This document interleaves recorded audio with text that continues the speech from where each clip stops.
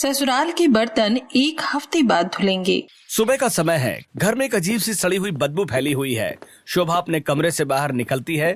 बदबू इतनी भयंकर है कि वो अपनी साड़ी के पल्लू से अपनी नाक और मुंह को कसकर बांध लेती है। अरे राम राम, ये कैसी गंदी बदबू आ रही है पूरे घर में। ऐसा लग रहा है जैसे घर में कोई बड़ा सा चूहा मर गया है। हॉल में मोतीलाल आराम से बैठे अखबार पढ़ रहे हैं। शोभा उनकी तरफ मुड़ती है। अरे आप अखबार में क्या घुसे हुए हैं? ये बदबू कहाँ से आ रही है? मेरा तो सर ही फटा जा रहा है। अरे भाग्यवान, कोई चूहा हुआ नहीं मरा है घर में। यह बदबू सीधे हमारी रसोई से आ रही है। सिंक में इतने सारे बर्तन पड़े हुए हैं कि अब गंदगी सिंक के बाहर आ रही है। तुम्हारी लाडली बहू ने 4 दिन से बर्तन नहीं धोए हैं। मोतीलाल और शोभा बात कर ही रहे थे, तभी रानी की ननद माही अपने कमरे से मुंह बनाते हुए हॉल में आती है। उसने भी अपनी नाक पर हाथ रखा हुआ था।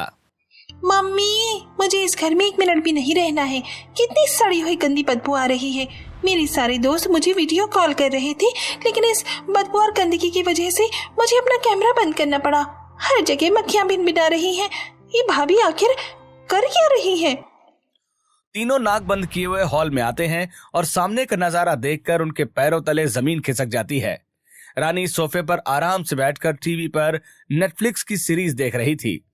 रानी के हाथ में एक डिस्पोजल बाउल था और वो बड़े मजे से हक्का नूडल खा रही थी। अरे बहू, ये सब क्या हो रहा है? घर में इतनी भयंकर बदबू आ रही है, हमारा दम घुट रहा है और तू यहाँ आराम से खा रही है। हाँ माँ जी, मुझे भूख लगी थी तो मैंने जोमेटो किया है। अगर आप लोगों को भी खाना है तो बोलिए, मैं आप लोगों को भी डिस्पोजल में खाना निकाल देती हूँ। भाभी, आप पागल हो गई हैं क्या? जाकर किचन की हालत देखिए। सिंक में बर्तन सड़ रही हैं और आप यहाँ डिस्पोजल में आराम से खाना खा रही हैं। आपको शर्म नहीं आती है क्या? हाँ बहू, इतनी बदबू में तेरे गले से निवाला नीचे कैसे उतर रहा है? इतनी बदबू में हम लोग यहाँ 1 मिनट खड़े नहीं हो पा रहे हैं और तू आराम से खा रही है। तूने तो इस घर को नर्क बना दिया है। मम्मी जी, जब आप लोग ऐसा कर सकते हैं तो मैं क्यों नहीं कर सकती? मैं भी तो आप लोगों की बहू ही हूं ना। आप लोगों को ही देखकर सीखा है मैंने ये सब। क्या बकवास कर रही है तू? हमने कब किया है ऐसा? अच्छा याद दिलाऊं माँ जी? आखिर ये बहू घर में बर्तन क्यों नहीं धो रही थी? ससुराल वालों ने ऐसा क्या किया कि ये बहू बर्तन धोने से मना कर रही है और डिस्पोजल में खाना खा रही है? जानने के लिए चलिए कहानी में थोड़ा पीछे चलते हैं। 2 घंटे से मैं बर्तन ही धो रही हूँ। अभी इन बर्तनों को धोना है और स्टैंड में सजाना बाकी है। मैं तो तंग आ चुकी हूँ। लगता है जैसे मेरी जिंदगी बस बर्तनों में ही सिमट कर रह गई है।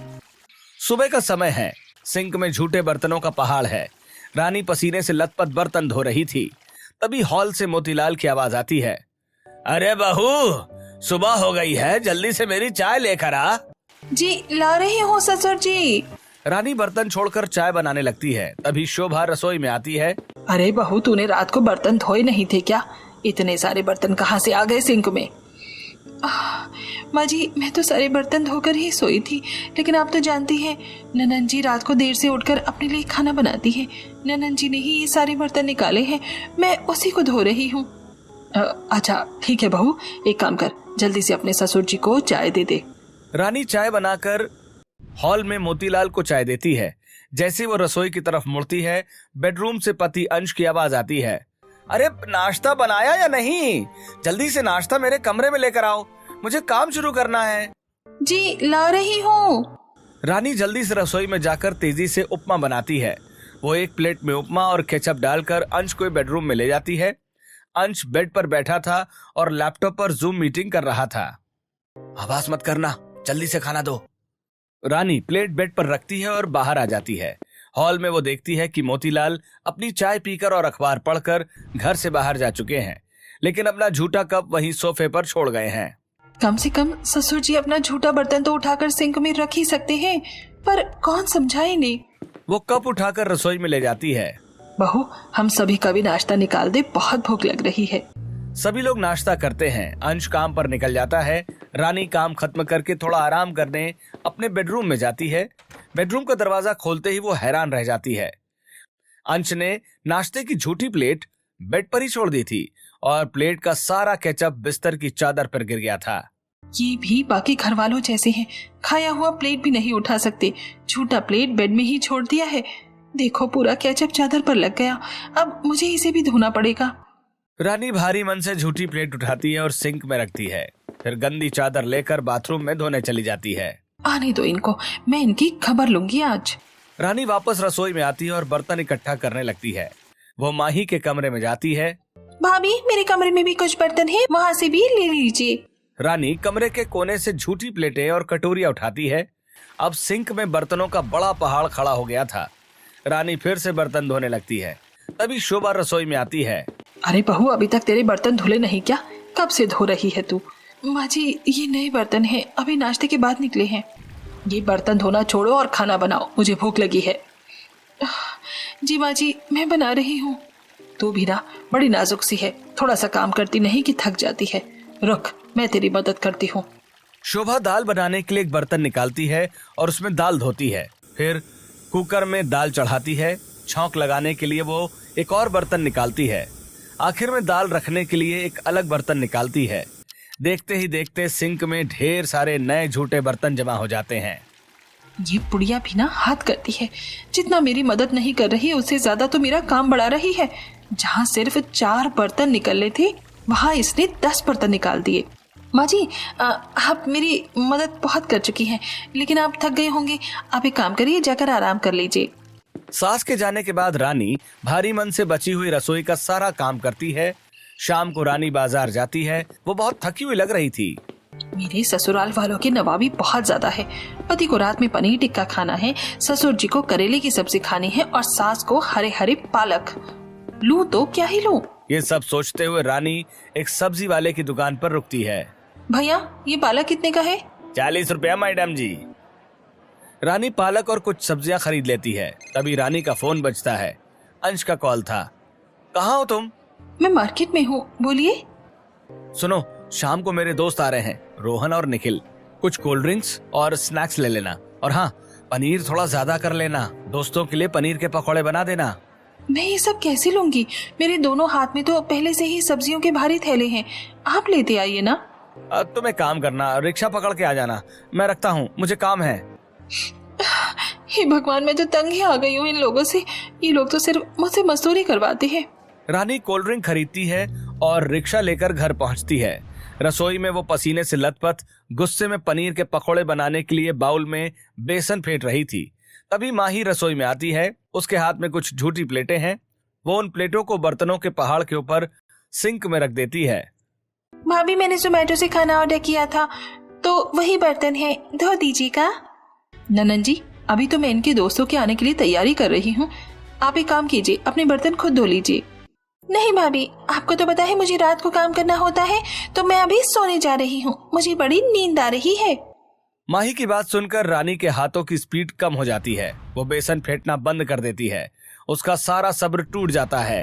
एक नंबर के कामचोर हैं सारे के सारे।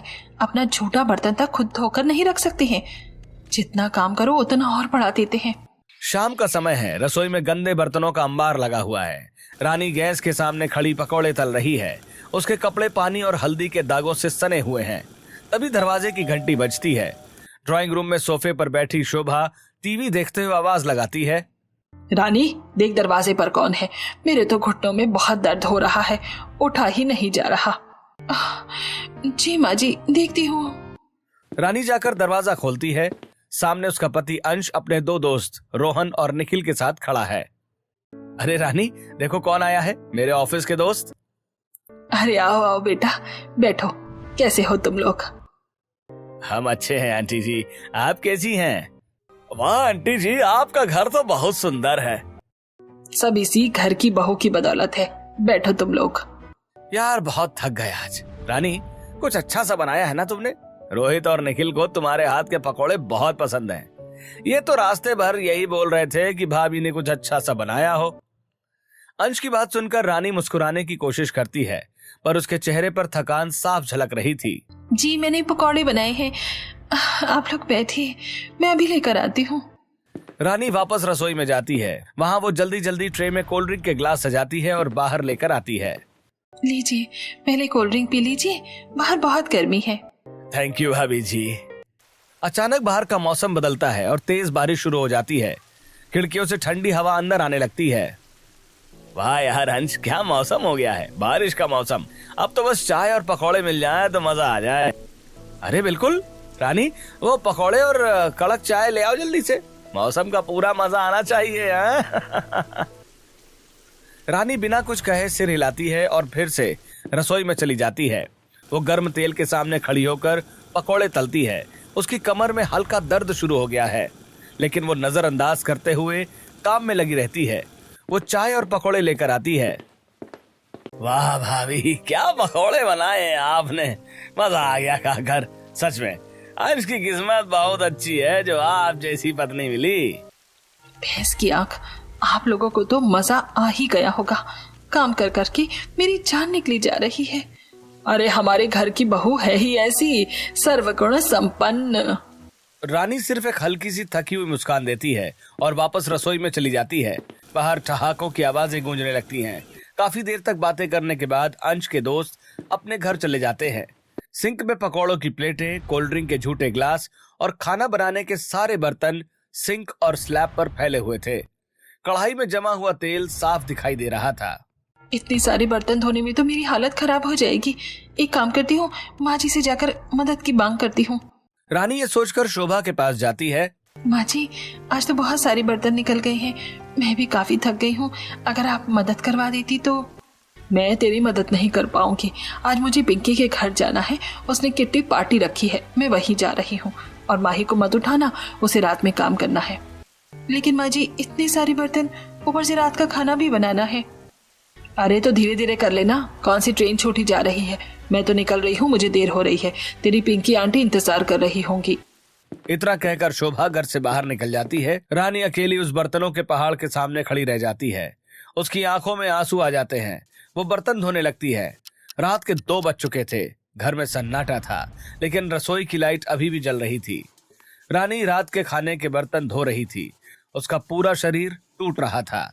तभी अंश रसोई में आता है और पीछे से आकर रानी को गले लगाता है। अरे डार्लिंग, क्या कर रही हो? कब से तुम्हारा इंतजार कर रहा हूँ कमरे में। इतना अच्छा रोमांटिक मौसम हो रहा है, चलो ना सोने। छोड़ो ये सब, पता नहीं पूरे दिन किचन में क्या करती रहती हो। क्या करती रहती हूँ? आंखें हैं या नहीं? बर्तन धो रही हूँ।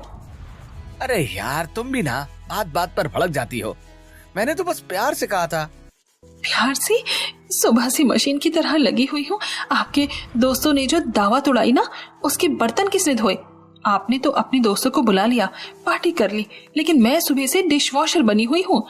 तो इसमें इतना गुस्सा करने वाली क्या बात है? घर का काम है, सभी औरतें करती हैं। घर का काम है, मेरा अकेले का ठेका नहीं है। सुबह से बर्तन धो रही हूँ, दर्द से मेरी जान निकल रही है, और आपको रोमांस सूझ रहा है। आपको सच में लगता है कि इतनी देर तक बर्तन धोने के बाद मेरे अंदर आपसे मीठी मीठी बातें करने की हिम्मत बची है? मैं बहुत थक गई हूँ, मुझे सोना है। अंश रानी का गुस्सा देखकर घबरा जाता है। वो बहस से बचने के लिए ड्रामा करने लगता है। अच्छा बाबा, सॉरी सॉरी सॉरी। अरे बाबू, तुम रिलैक्स करो, कमरे में चलो, मैं तुम्हारे हाथ पैर दबा देता हूँ। अंश रानी को कमरे में ले जाता है और उसके पैर दबाने लगता है। तुम रिलैक्स करो, ठीक है, परेशान मत हो, बस शांत हो जाओ। पैर दबाने से रानी को आराम मिलता है और वो सो जाती है। कुछ दिन ऐसे ही बीत जाते हैं, लेकिन घर में कोई भी अपनी आदतों से बाज नहीं आता है। दोपहर का समय है। मोतीलाल ड्राइंग रूम में सोफे पर बैठकर टीवी पर समाचार देख रहे थे। उन्होंने खाना खा लिया था। बहू, एक कटोरी आइसक्रीम लाना, खाने के बाद मीठा खाने का मन कर रहा है। रानी झाड़ू लगाते हुए देखती है कि मोतीलाल ने खाने की झूठी प्लेट और कटोरियां वहीं सोफे के टेबल पर छोड़ दी हैं। बाबूजी, अभी थाली किचन में रखाती तो मुझे आसानी हो जाती। अरे रख दूंगा बाद में, अभी तो आइसक्रीम तो ले आ। रानी गहरी सांस लेती है, खुद ही थाली उठाती है और रसोई में ले जाती है। रसोई में जाते ही वो देखती है कि सिंक फिर से भरा हुआ है। वो माही के कमरे में झाड़ू लगाने लगती है। कमरे में बिस्तर पर, टेबल पर, हर जगह कॉफी के झूठे मग, मैगी की झूठी प्लेटें और स्नैक्स के पैकेट बिखरे पड़े हैं। इन लोगों की आदतों से मैं तंग आ चुकी हूँ। अपना झूठा बर्तन तक उठाकर सिंक में नहीं रख सकते। मेरी तो कोई कदर ही नहीं है इस घर में। जब देखो जहाँ तहाँ बर्तन छोड़ देते हैं। रानी चुपचाप वो सारे बर्तन भी समेटती है और धोने के लिए ले जाती है। उसका गुस्सा अब ज्वालामुखी की तरह उबलने लगा था, जो कभी भी फट सकता था। रानी ये सोच रही थी, तभी माही रसोई में आती है। उसने चेहरे पर फेस पैक लगाया हुआ है। भाभी, कल रात मैंने व्हाइट सॉस पास्ता बनाया था, उसके बर्तन सिंक में है, धो चल गया है बर्तन में, वो सब अच्छे से रगड़ कर धो दीजिएगा, बदबू आ रही है। रानी बर्तनों की तरफ देखती है जो पूरी तरह से जले हुए और बदबूदार थे। वो माही की बात को नजरअंदाज करती है और अपना काम करती रहती है। तभी शोभा रसोई में आती है। रानी सुन, आज माही का बर्थडे है, बहुत सारे मेहमान आ रहे हैं, तो वो जो ऊपर अलमारी में कांच के कप प्लेट और डिनर सेट रखा है ना, वो निकाल ले, सब उसी में सर्व करना है। माँ जी, इतने सारे लोग आ रहे हैं, अगर हम कांच के बर्तन निकालेंगे तो धोने में मेरी हालत खराब हो जाएगी।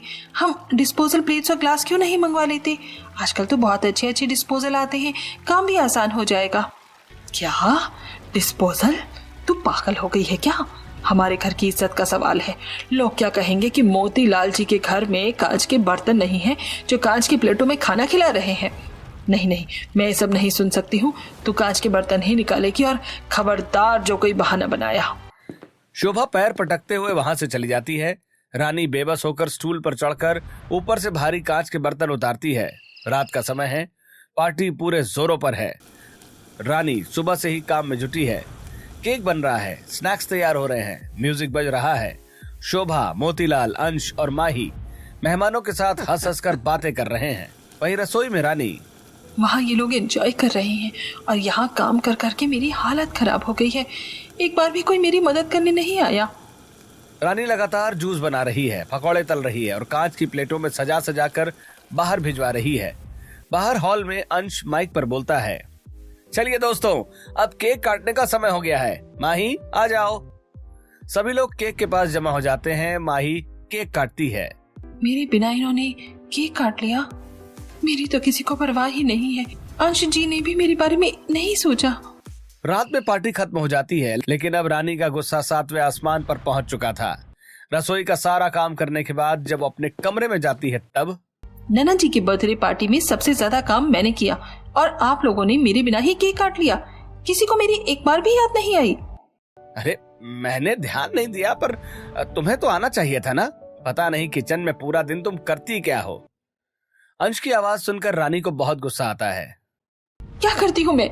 सुबह से लेकर रात तक बस बर्तन बर्तन और बर्तन धोती हूँ। आप लोग यहाँ पार्टी कर रहे हैं और मैं वहाँ किचन में सड़ रही हूँ। आप लोगों को लगता है कि मेरे अंदर इमोशंस नहीं है? मैं इंसान नहीं हूँ, मशीन हूँ जो सिर्फ आपके घर का काम करने के लिए ही बनी है। रानी, ये क्या बदतमीजी है? तुम घर की बहू हो, तुम ये सब नहीं करोगी तो कौन करेगा? मैं रोज रोज तुम्हारी शिकायत से थक चुका हूँ। अंश गुस्से में सो जाता है और अंश की बातें सुनकर रानी को बहुत बुरा लगता है। अब बस बहुत हो गया। मैं इन लोगों के लिए और काम नहीं करने वाली। मुझे इन लोगों को लाइन पर लाना पड़ेगा। आज से ससुराल के बर्तन 1 हफ्ते बाद धुलेंगे। रानी ये सब सोचकर सो जाती है और अगले दिन, ये क्या बहू, तूने अभी तक बर्तन नहीं धोए? मैं अब से रोज बर्तन नहीं धोऊंगी। अगर किसी को खाना खाना है तो अपना बर्तन खुद धोए, वरना 1 हफ्ते तक इंतजार करे। रानी गुस्से में पैर पटकते हुए अपने कमरे में चली जाती है और दरवाजा जोर से बंद कर देती है। रानी की हरकत देखकर शोभा मोतीलाल से उसकी शिकायत करती है। देखे हैं बहू के तेवर, ये तो 2 दिन का ड्रामा है। जब खुद ही गंदगी देखेगी तो धोएगी, हम क्यों झुके। कुछ दिन बीतते हैं, 1 दिन, 2 दिन, 3 दिन, लेकिन रानी बर्तन नहीं धोती है। रसोई का नजारा भयानक हो चुका था। सिंक में पास्ता, केक के टुकड़े, झूठी ग्रेवी सब बर्तनों में सूख गई थी। बर्तनों में फंगस पड़ रहे थे। पूरे किचन में कॉकरोच घूम रहे थे। पूरे घर में कीड़े और मक्खियां भिनभिना रही थी। रसोई से उठने वाली सड़ी हुई बदबू अब सबके कमरे तक पहुंच रही थी। अरे राम राम, ये कैसी गंदी बदबू आ रही है पूरे घर में। ऐसा लग रहा है जैसे घर में कोई बड़ा सा चूहा मर गया है। शोभा मोतीलाल के पास जाती है। अरे आप अखबार में क्या घुसे हुए हैं? ये बदबू कहाँ से आ रही है? मेरा तो सर ही फटा जा रहा है। अरे भाग्यवान, कोई चूहा हुआ नहीं मरा है घर में। यह बदबू सीधे हमारी रसोई से आ रही है। सिंक में इतने सारे बर्तन पड़े हुए हैं कि अब गंदगी सिंक के बाहर आ रही है। तुम्हारी लाडली बहू ने 4 दिन से बर्तन नहीं धोए हैं। मम्मी, मुझे इस घर में 1 मिनट भी नहीं रहना है। कितनी सड़ी हुई बदबू आ रही है। मेरे सारे दोस्त मुझे वीडियो कॉल कर रहे थे, लेकिन इस बदबू और गंदगी की वजह से मुझे अपना कैमरा बंद करना पड़ा। हर जगह मक्खियां भिनभिना रही हैं। ये भाभी आखिर कर क्या रही हैं? तीनों नाक बंद किए हुए हॉल में आते हैं और रानी सोफे पर आराम से बैठकर टीवी पर नेटफ्लिक्स की सीरीज देख रही थी।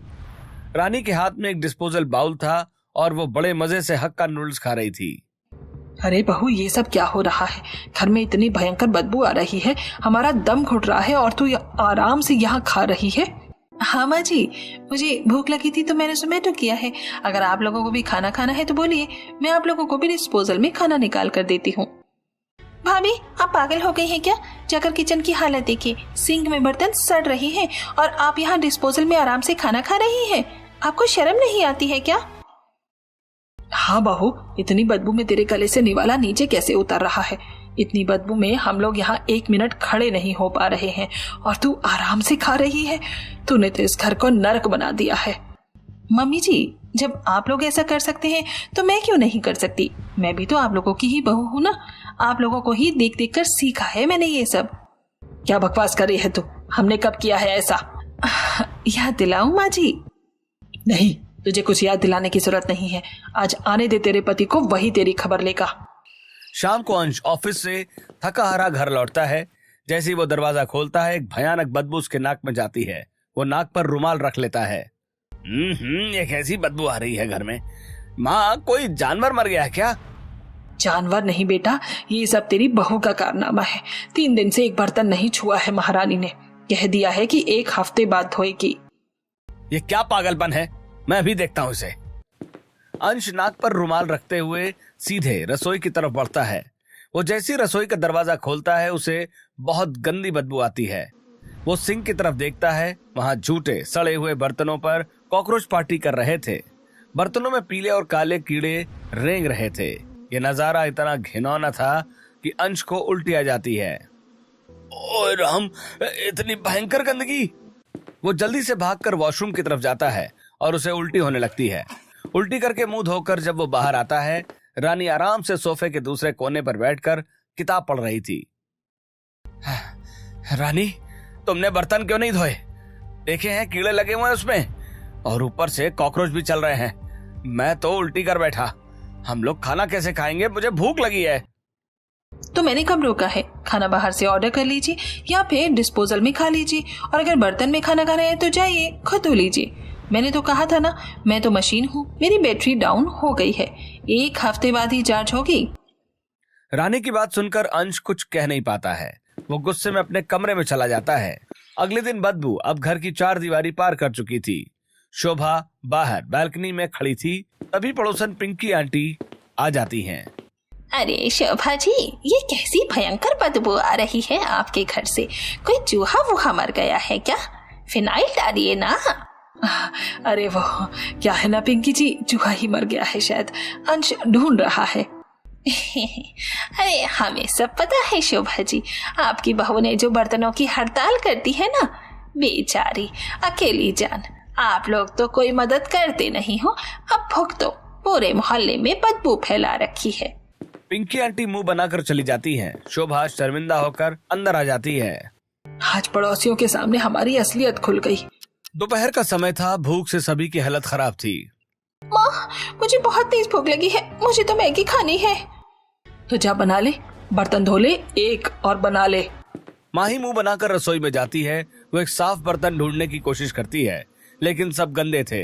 अंत में उसे एक इलेक्ट्रॉनिक केतली दिखती है। वो केतली के थोड़े पानी से खंगालती है और उसमें पानी डालकर मैगी उबलने रख देती है। मैगी उबल रही थी, माही फोन चलाने लगती है। अचानक जलने की तेज बदबू आती है। अरे माही, क्या जला दिया तूने? माही भागकर जाकर देखती है, केतली का पानी सूख चुका है और मैगी अंदर बुरी तरह जलकर काली हो गई है। माँ देखो ना, ये मैगी तो जल गया। अब मैं क्या खाऊं? भाभी को बोलो ना बर्तन धोने के लिए। मैं बहू से कुछ नहीं कहने वाली। तुझे मैगी खानी है, तू बोल। शोभा की बात सुनकर माही पैर पटककर अपने कमरे में चली जाती है। ऐसे ही एक दिन और गुजर जाते हैं। जब घर में बहुत ज्यादा बदबू फैल जाती है, तब रानी मास्क और ग्लव्स पहनकर 4 घंटे लगातार सारे बर्तन धोती है। रानी को बर्तन धोते देखकर मैंने कहा था ना, ये सब एक दिन का ड्रामा है। लगता है बहू का होश ठिकाने पर आ गया। सपना ससुराल वालों की बातें सुनकर रानी को बुरा लगता है। वो फिर से घर वालों के लिए खाना बनाती है और घर में डस्टिंग और बाकी सारा काम करती है। अगले दिन जब वो सुबह उठती है और देखती है फिर से सिंक में बहुत सारे बर्तन पड़े हैं। माही ने फिर से रात में खाने के लिए पास्ता बनाया था। ये सब देखकर रानी को बहुत बुरा लगता है। अब बस बहुत हो गया, अब चाहे कुछ भी हो जाए मैं बर्तन साफ नहीं करूंगी। रानी गुस्से में अपने कमरे में चली जाती है। ऐसे ही दिन गुजरते हैं। रसोई में फिर से गंदे बर्तनों का पहाड़ खड़ा हो जाता है। रसोई में पहले से भी ज्यादा बदबू आ रही थी। रानी के ससुराल वाले बाहर का खाना मंगाकर खा रहे थे। एक सुबह रानी ने बर्तन धोना पूरी तरह से बंद कर दिया था। पूरा घर झूठे बर्तनों से अटा पड़ा था। डाइनिंग टेबल, कमरे, हर जगह झूठी प्लेटें पड़ी थी। कोई भी उन्हें साफ करने की जहमत नहीं उठाता। घर में खाना बनना बंद हो गया था। शोभा सोफे पर बैठी दर्द से करहा रही थी। लगातार 2-3 दिन तक बाहर से मंगवाए हुए छोले भटूरे खाने के कारण उनका पेट खराब हो गया था। बहुत तेज दर्द हो रहा है मेरे पेट में। ये बाहर का सड़ा हुआ खाना खाकर मेरी तो जान ही निकल गई है। अंश ऑफिस जाने के लिए तैयार हो रहा था। शोभा की तबीयत अभी भी खराब थी। माँ, बाहर से कुछ मंगवा लूं नाश्ते के लिए? बिल्कुल नहीं, मैं बाहर का कुछ नहीं खाऊंगी। माही, तू जा रसोई में और मेरे लिए थोड़ी सी सादी खिचड़ी बना दे। माही रसोई में जाती है। सिंह की हालत देखकर वो नाक सिकोड़ती हुई, भैया मैं खिचड़ी कैसे बनाऊं? कुकर तो सिंक में पड़ा है और उसमें कीड़े और कॉकरोच रेंग रहे हैं। इसमें से इतनी भयंकर बदबू आ रही है, मैं इसे हाथ नहीं लगा सकती। तो उसे धो लेना, मुझे ऑफिस के लिए देर हो रही है। मैं नहीं धोने वाली इसे, मुझे उल्टी आ जाएगी। इन लोगों से कुछ नहीं होगा, मुझे ही कुछ करना पड़ेगा। शोभा पेट दर्द के बावजूद उठती है। वो अपने मुंह और नाक पर कसकर अपनी साड़ी का पल्लू बांधती है और हिम्मत करके सिंक के पास जाती है। वो जैसी कुकर को हाथ लगाती है उसमें रेंगते कीड़ों और बदबू से उसे उल्टी आने लगती है। उसी समय रानी बाहर से शॉपिंग करके घर लौटती है। वो सीधे रसोई के पास आती है और देखती है कि उसकी बीमार सास कांपते हाथों से बर्तन धो रही है। ये देखकर रानी को बहुत बुरा लगता है। माँ जी, आप छोड़िए, मैं धोती हूँ, आपकी तबीयत ठीक नहीं है। रानी अपने चेहरे पर मास्क पहनती है और दस्ताने लगाकर सारे सड़े हुए और कीड़े लगे बर्तन धोने लगती है। बर्तन धोते धोते रानी के कपड़े भी गंदे हो जाते हैं।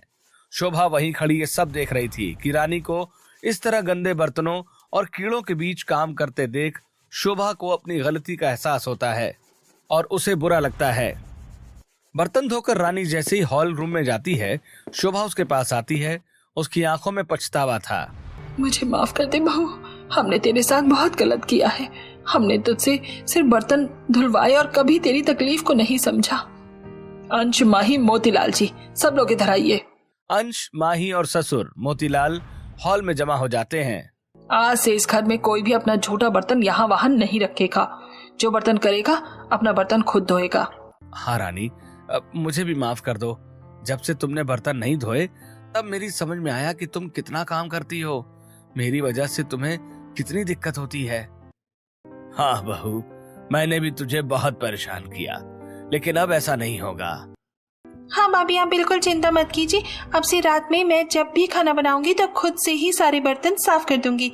उन्हें सुबह के लिए सिंक में छोड़कर नहीं रखूंगी। चलो, मैं तो बस यही चाहती थी कि आप लोगों को अपनी गलती का एहसास हो जाए। अगर सब अपना अपना काम खुद करें तो मुझे भी काम करने में कोई दिक्कत नहीं है। अगले दिन का घर का माहौल बिल्कुल बदल चुका था। सिंक में बर्तनों का पहाड़ था, लेकिन इस बार रानी अकेली नहीं थी। अंश, शोभा और माही सबने एप्रन और ग्लव्स पहने हुए थे। वे सब मिलकर गंदे बर्तनों के पहाड़ को साफ कर रहे थे। कोई बर्तन धो रहा था, कोई पानी से निकाल रहा था, तो कोई उन्हें कपड़े से पोंछ कर रख रहा था। मजाक मस्ती चल रही थी। यार, ये बर्तन धोना तो जिम करने से भी ज्यादा मुश्किल है। अंश की बात सुनकर सब हंस पड़ते हैं। रानी दूर खड़ी मुस्कुरा रही थी। उसके चेहरे पर अब कोई थकान नहीं थी, लेकिन एक असली खुशी थी। अब रानी की जिंदगी में फिर से खुशियां आ गई थी।